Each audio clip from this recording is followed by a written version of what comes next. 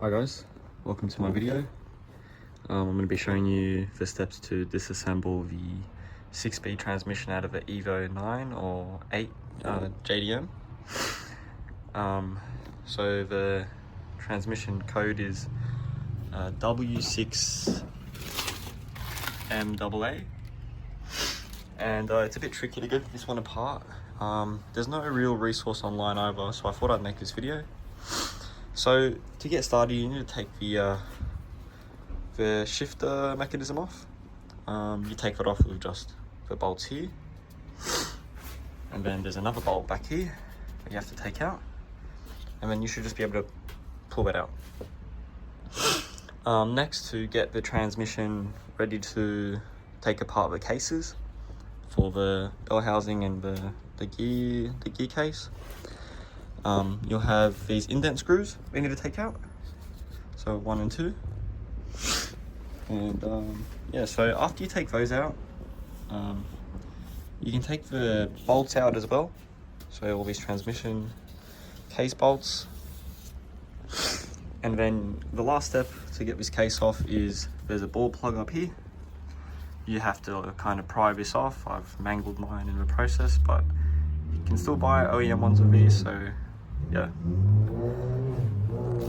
And then once you take that ball plug off, will actually be this snap ring, and that goes on the output shaft bearing. So you need to get like a circlip plier and pry these apart.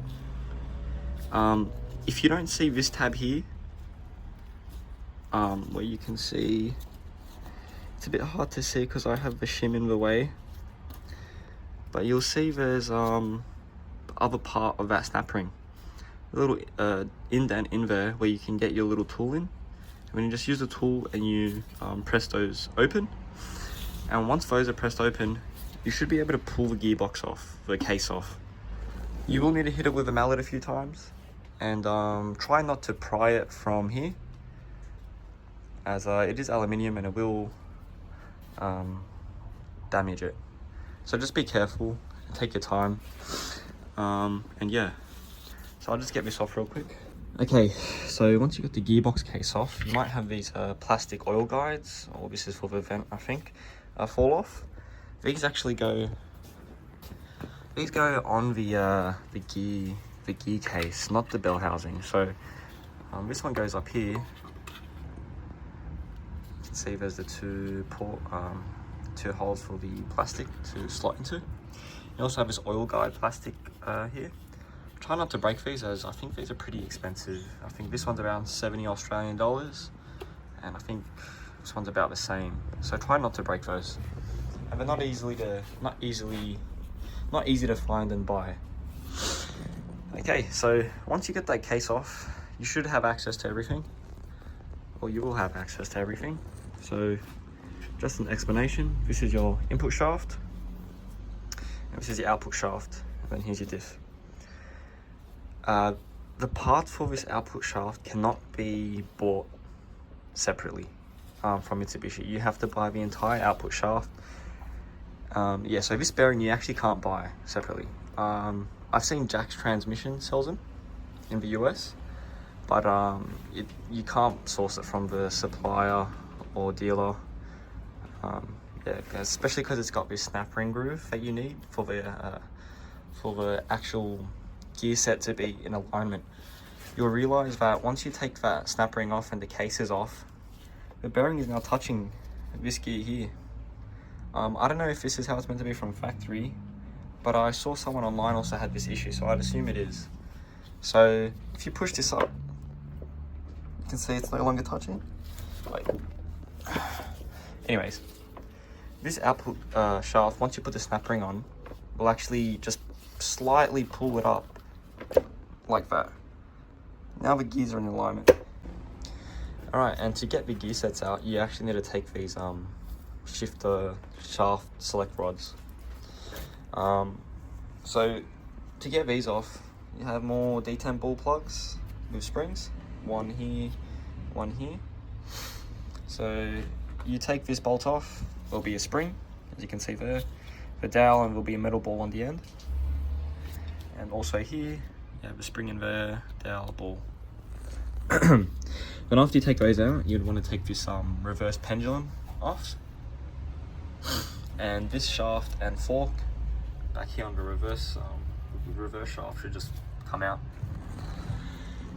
And then to get these forks off, I recommend you look at the maintenance manual to see what order they come off in. But it's not too difficult. You have these little rods that keep the pieces to the shaft. So you need to push these out with a hammer and like a whatever these things are called. Can't remember the name now. But you take these out. You also have these snap rings as well. So you take all of these off. The snap rings are a bit difficult to do. You can use two flathead screwdrivers and push on them at the same time and they'll come off. Yeah, so you take these pins out, 1, 2, 3. And I found that I didn't need to take this pin off. I just left it in. But it does say to replace these pins. You should be able to buy them from an automotive or hardware store pretty easily. I think they are 10 or 15 mil. And make sure you don't lose these snap rings. I lost mine. That goes under here. And now it's like a month late. But yeah. Okay, so once you get that all off, you should be able to pull these out. And down here you actually have another rod. And then in here, you will have two metal balls in there, and 2 metal balls in here between these 2 shaft rods and between these 2 shaft rods. So just in case you find an extra ball in one of these holes after you take the shaft out, don't be too worried. You need 2 in here and 2 in here. And yeah, you might realize when you put it all back together that things aren't shifting how they were before. That's because you don't have the top indent balls on to keep these shafts in place. If these are just slightly in gear by like, you know, a mil, so let's say this one is up like that, you won't be able to get it into another gear. So I wouldn't be too worried, but you should still be able to shift like this. And yeah, that's pretty much it.